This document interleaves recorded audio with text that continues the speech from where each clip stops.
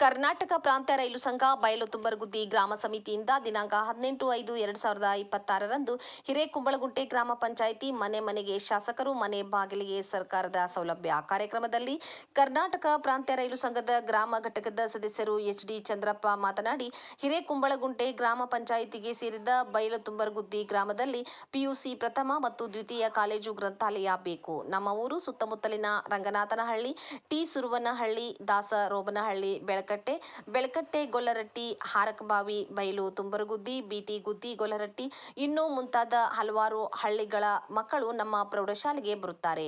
ಆದರೆ ಓದಿದಂತಹ ಮಕ್ಕಳು ಕಾಲೇಜಿಗೆ ಹೋಗುವುದಕ್ಕೆ ತುಂಬಾ ಕಷ್ಟವಾಗುತ್ತದೆ ಮತ್ತು ವಿಶೇಷವಾಗಿ ಮಹಿಳೆಯರು ತುಂಬಾ ಪ್ರತಿಭಾವಂತರು ಮಕ್ಕಳಿದ್ದು ಅವರಿಗೆ ಸಾಕಷ್ಟು ಕಷ್ಟವಾಗುತ್ತದೆ. ಎಷ್ಟೋ ಹೆಣ್ಣು ಮಕ್ಕಳು ಕಾಲೇಜಿಗೆ ಹೋಗದೆ ಅರ್ಧಕ್ಕೆ ಬಿಟ್ಟಿದ್ದಾರೆ.